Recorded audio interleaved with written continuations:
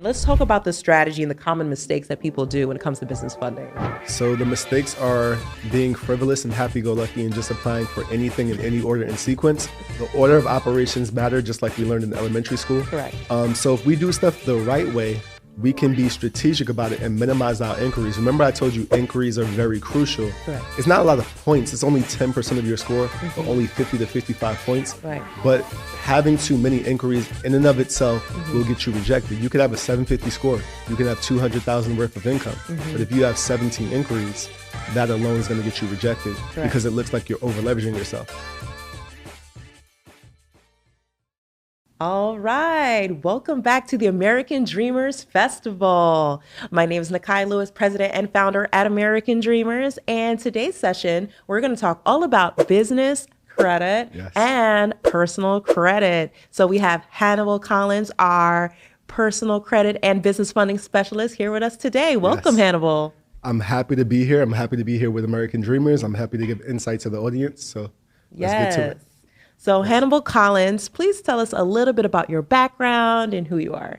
So my name is Hannibal Collins. I'm the executive director of Finlit Forum. I was born and raised in Brooklyn, New York. I have a twin brother. Essentially, I started my credit journey when I had a 500 score. I had to, move next to a funeral home. I got rejected for 8 places all over New York City. And that was the wake-up call that bad credit is expensive. So I taught myself all the consumer laws that help you protect yourself. I took my credit from a 500 to a 740 in 4 months, and then I started doing it for others, some friends and family. And as you start a business, it doesn't take off immediately. So a mentor had to teach me to not do everything myself and to have systems and staff. So then I grew it and scaled it into what it is today. Awesome. We are so excited and we are so grateful to have Hannibal Collins as part of the American Dreamers partnerships and allowing more individuals to getting their credit journey completed. So tell us a little bit, what strategies do you recommend for individuals looking to improve their credit scores? How could we improve it and kind of tailor it to kind of grow? What are some tips and strategies? To improve your credit, you have to have the right habits. It's not just about the minute things that people think it's about. It's not only paying on time, which is actually crucial, but it's not the only thing you have to do. You have to make sure that you just adhere to the 5 habits of credit that we will be going into in a second. But it's about not having things in your personal name. We want to have most debts and liabilities shifted to our business side. So we're building that as well. So those are the things. Excellent.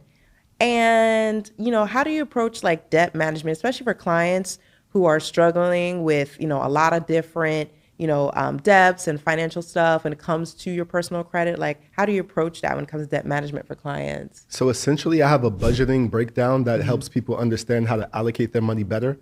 If you don't have a plan, you're going to be in the same spot that you've always been in. So this budgeting breakdown emphasizes that people invest 10% of everything they're making first. The order of operations does matter. That they save 10% second, that they spend 10% on growth, things that make them better at making money. So that could be a mentor, that could be accountability partners or staff, that they spend 10% to play, they spend 55% for their bills and 5% to give back. So when they allocate their money differently, they'll be in a better situation to budget. And then I have them on a debt regimen where they just, do the debt snowball, things like that. Okay, I love that. I love that.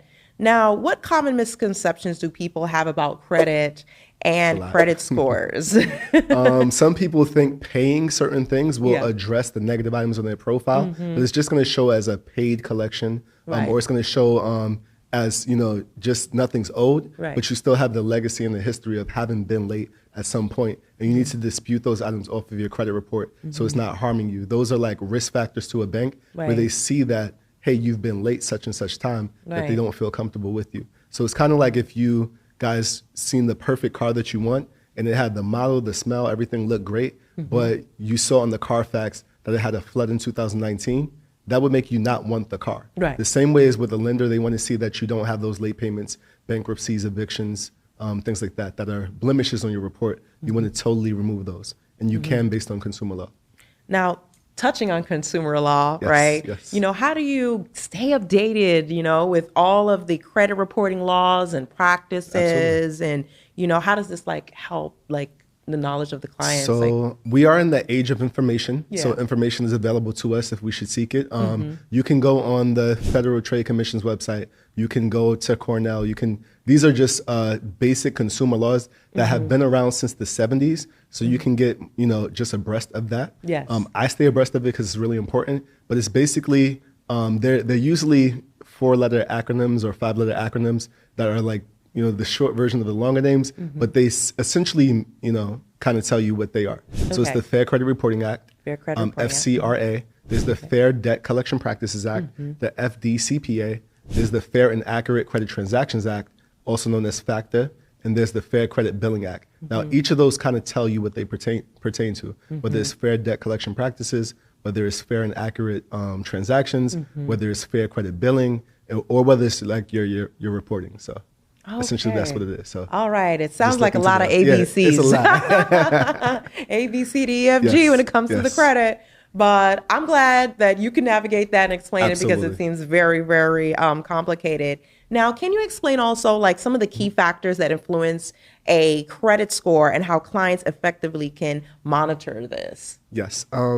This one, you guys are going to have to bear with me. Once you know it, you're not going to be in a bad state. I'll try to say it in under like 2 minutes. But the first category is your payment history. It's absolutely essential that you pay on time, every time, over 97% of the time. If you have one late payment, it can severely mess up your score. Under 90, yes, one late payment. One day, did you just miss? Just one, okay, right? Okay. Anything less than 97% payment on time is considered bad. Right. And if you miss one payment in a year, you would have paid 11 out of 12 months on time. And when you divide 11 by 12, that's less than 92%. Yes. So one takes you below that passing grade. So you have to always pay your bills on time. Now, when we say that, that's not like 1 day late. You can be up to 30 days late. So as long as you're not 30 days late, you're fine. So the next category is utilization ratio. Yes. That's how much you're using out of your available balance. Okay. You should typically be under 30% utilization of whatever credit limit they give you on the personal side. On the business side, you can use as much as you possibly want, which is why we want you to have business credit.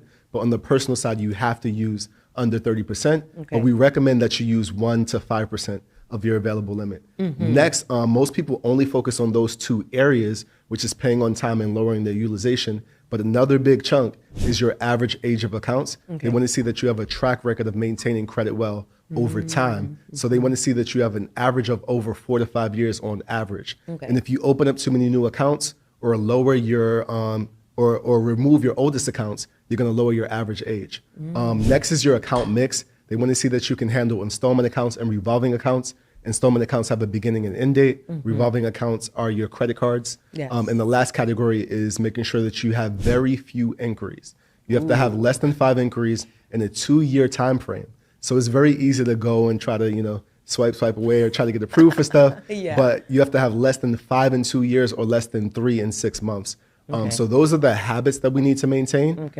Later on, I could break down like how many points each are. But if you have those right habits, accordingly, your score is going to be a good score and you'll get approved.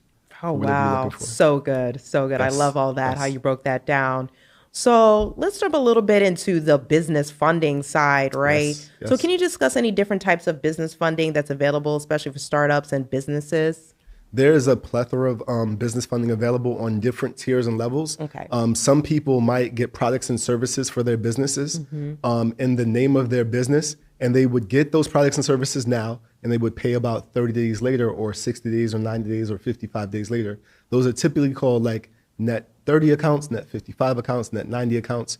So you're getting those things now, and they're reporting as payment experiences to the business credit bureaus. So you can get those. Some people know of the usual ones like Uline, Granger, and Quill. With the resource that we share, we give people access to over 3,000 of them that are industry specific that they can actually use. So it's not just a bunch of cleaner supplies that you don't really need. It'll be what you need. Extra Clorox, next, no reason. You also have actual business credit cards or lines of credit. So if you have a good personal score above a 750, you can personally guarantee and get a business credit card. Now, remember when I said you can't use more than 30% on the personal side? Correct. On the business side, we can use everything we need. And all the things we have to spend on anyway, inventory, staff, payroll, equipment, you can use your business credit card for, and you will get rewards for those things anyway. And a lot of times it's 0% interest for a year or two if you do this stuff the right way. So we definitely want to make sure that we're getting business credit cards and lines of credit. Then of course there are loans, there's equipment-based financing, there's revenue-based financing, there's asset-based financing, and there's credit-based. So it's not just only on your credit. Okay. If you have an asset or if you have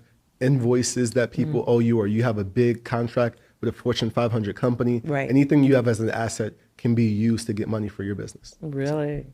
Wow. There's a whole lot of levels. There's over 15 types of funding. There's 15 types of funding out there. When you go to Nakai, when you go to American Dreamers, and when you partner with us, we give you access to over 200 lenders. So whoever doesn't want to do business with you, there are other lenders that would have a different product that would serve you. Right. And there's over 244 credit cards we can give you access to. I love that. I love that. So let's dive into a little bit about the mistakes when it comes to funding. Yes. Because, sometimes people, they're like, oh, I know how to do it. I got an email. I got this. I've got that. They have no strategy, right? Yes, absolutely. And let's talk about the strategy and the common mistakes that people do when it comes to business funding. So the mistakes are being frivolous and happy-go-lucky and just applying for anything in any order and sequence. The order of operations matter, just like we learned in elementary school. Correct. So if we do stuff the right way, we can be strategic about it and minimize our inquiries. Remember, I told you inquiries are very crucial. Correct. It's not a lot of points. It's only 10% of your score, or only 50 to 55 points. Right. But having too many inquiries in and of itself will get you rejected. You could have a 750 score. You can have 200,000 worth of income. But if you have 17 inquiries, that alone is going to get you rejected. Correct. Because it looks like you're over leveraging yourself. Now, when we do this the right way, we can try to get lines of credit from a bank, and we can use one inquiry only from one bureau. Yes. So we can say, hey, I know Chase is pulling from TransUnion. They're going to give me a personal card for $30,000. Then they're going to give me a business credit card within 90 days with the very same one inquiry. Correct. And I can go over to Amex that's going to pull from Experian, and they're going to give me, 25 to 50,000 on the personal card. Then they give me 15 to 50,000 on the business card. So I got $100,000 from Amex with one inquiry from one bureau. And I got money from Chase with one inquiry from one bureau. Then I go to another bank and get money from Equifax with one inquiry from one bureau. If we pull from another bank, they might pull from TransUnion and Equifax. Correct. So we're getting one product with an inquiry on two bureaus. So we're wasting an inquiry essentially, and we're doing this in the wrong order and sequence, which doesn't maximize how much funding we can get and minimize how many inquiries we're using. So we want to use less fares to get access to the products that we want. So less inquiries when we're doing it strategically and things like that. Correct. So less inquiries, Yes. but more funding Yes. at the end of the day, right? And we want to know the underwriting criteria. So Okay. when they go through us and get that guidance from us, we're going to be one-on-one telling them what they need. We're going to let them know how much the typical limits are, how much the max limits are. We're going to give them the reconsideration line if they don't get approved. Correct. But we work it backwards. We deconstruct it so that we know what the criteria is before they even approve. It's like if you're going to Harvard or Princeton, I have to have my GPA like this. I have to have these things. So we want to make sure you're doing this stuff the right way, in the right sequence. No, that makes perfect sense. I mean, I think that, if individuals could understand the sequence, you can maximize. Yes, absolutely. And not having to have a bunch of inquiries and not Absolutely. enough funding, right? Yes. I think that's the Yes. biggest mistake. It's a huge mistake. So. Yeah. Okay. So once the business secures the funding, because a lot of times individuals well, okay, I already have a business card, already have this, Yes, right? yes. Isn't there more of a process where you can go and get more funding? Absolutely. I believe, this is just me, that it's better to have money and not need it, or have access to money and not need it, Correct. than need it and not have it. And actually, when you need it, when you're in dire straits, you're less attractive to a bank for them to want to give you money. So you should try to Yes. get as much access to capital as possible. And when you're doing it the right way on the business side, you're not disrupting your debt to income ratio. You're not disrupting your utilization. And you can make investments that are crucial to grow and scale your business.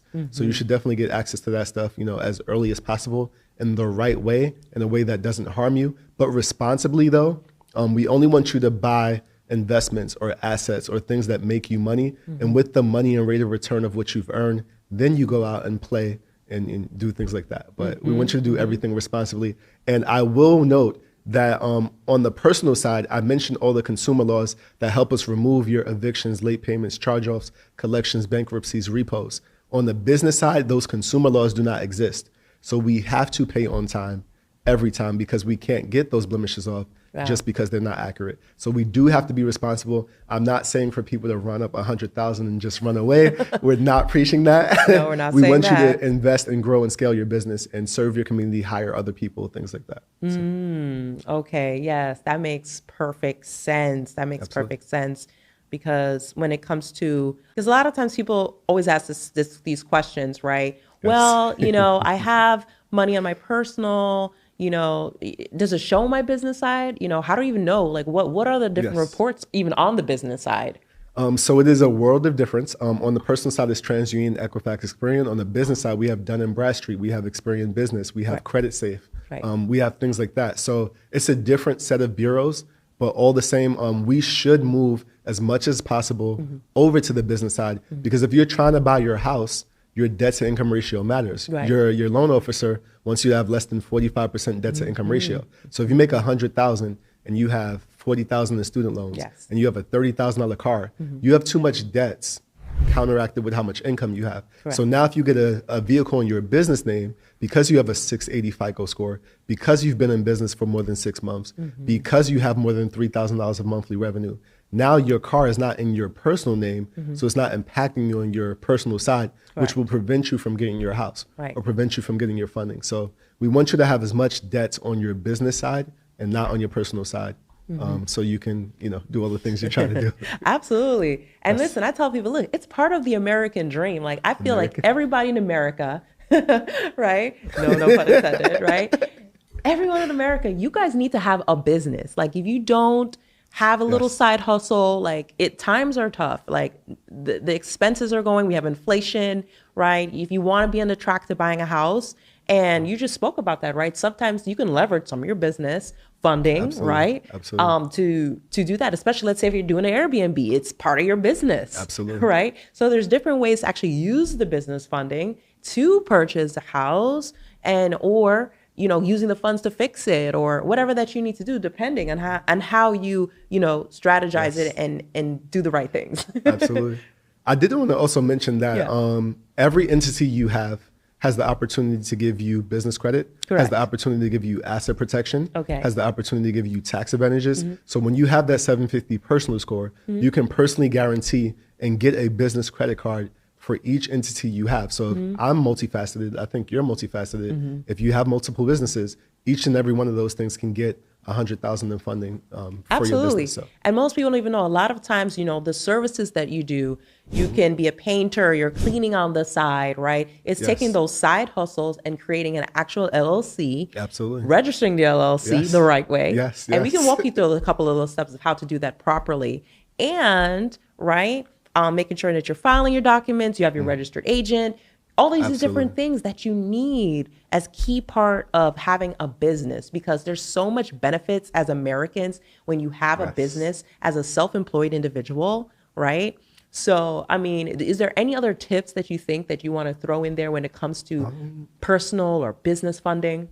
Yes, I would say consistency matters, and establishing your entity as soon as possible, not having a high-risk business name, not having high-risk designations. There's something called SIC codes. So you want to go to siccode.com and not use a high-risk thing. So industries that we're in, I'm not saying to not be in them, they're just called high-risk industries. Real estate is a high-risk industry. Insurance is a high-risk industry. Finance, credit is a high-risk industry. Nakai doesn't have it as Nakai Insurance. It's American Dreamers, right? I'm not Collins Credit. I'm Finlit Forum. So these things are not high-risk names, high-risk designations. So now you can do business and banks won't say no to you. You want to make sure you're consistent everywhere. You don't want to have a home address. That's going to be something that's like a asset protection issue, a liability issue, a safety issue, and definitely a lender credibility issue. They can pull that address up and see it's a P.O. box or UPS store. So you want to have an actual address that's listed for your business, things like that. All those small lender compliance items we want to take care of. And we have a resource that Nakai will give you guys access to that's going to break down all those things with a video for every step. It's going to give you direct links for every step and a checklist for every step, so you can take care of all those things. Absolutely. Absolutely. So, I mean, when it comes at least to, you know, your business and funding, right? You want to make sure that you're taking the right steps. Absolutely. And you're actually understanding what you're doing when it comes to funding, because a lot of times people are like, I want funding for my business, or, you know, a lot of times people are like, well, I have a film business I want funding for, I'm about to start a restaurant I need funding for, right? But remember now, like you said, they literally just went backwards a little bit. And it's like, okay, well, you want to get the funding when things are also going good.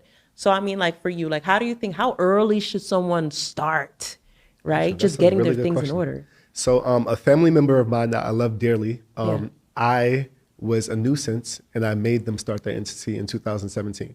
I was nagging them to start their entity. We're now in 2024 and they're just now doing something actionably with that entity.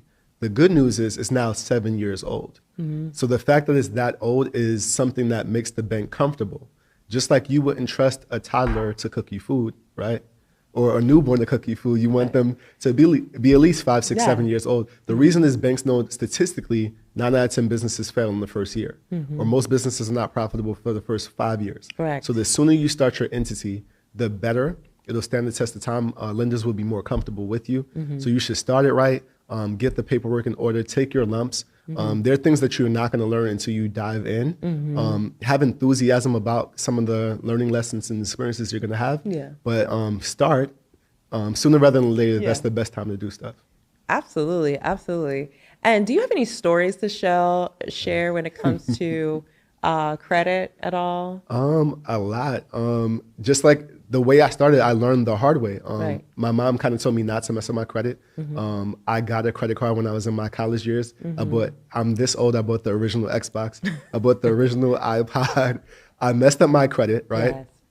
But I had that wake up call when I learned that, hey, I have to pay 5 months of rent to move next to a funeral home, right? And that was a fifth of my income at the time. Now, it's not just the $7,000 that I had to pay there. That was a hit, that was the wake-up call. It's the opportunity cost. Because if I put $7,000 on the house as a down payment back then in 2014 or something like that, and I had that still, that's hundreds of thousands of equity. Or that's access I missed out on, not having that 750 score. I can't get 50,000 from funding, 100,000 for funding. The cars that we're going to get you access to, you can get free lounge access or free airport. You can skip the line at the airports, things like that. Or when I go to the Brooklyn Nets arena, because that's my favorite team, born and raised in Brooklyn, there's a special entrance. There's an Amex entrance that you can skip the line. There's a clear entrance. There's special lounges there. So there's experiences, there are people you can meet. There's an opportunity cost on the money you're not getting and the opportunity cost on the assets you're not getting when you're not doing stuff the right way. So I want youth to know this like sooner rather than later and, you know, take advantage of that type of stuff. Absolutely. Absolutely. Because with funding, now you have access to the lifestyle, right? And that's what American Dreamers Festival is all about. We're about the lifestyle. We want to explain to you how to get the funding, where to go, what banks you can use, how you can get started. You could have an existing business and still get more funding. You could just be starting and still get your funding, right? You want to work on your credit, you buy a house. All of these things are part of the American dream, right? So, you know, thank you so much for this session when it comes to business funding and personal credit. And you don't want to miss our workshop. So for those watching, we're going to have our workshop in person with Hannibal Collins, and he's going to break down even further more about business funding and credit. Absolutely. Thank you so much, Hannibal. Thank you. Happy to be here. Bye, guys.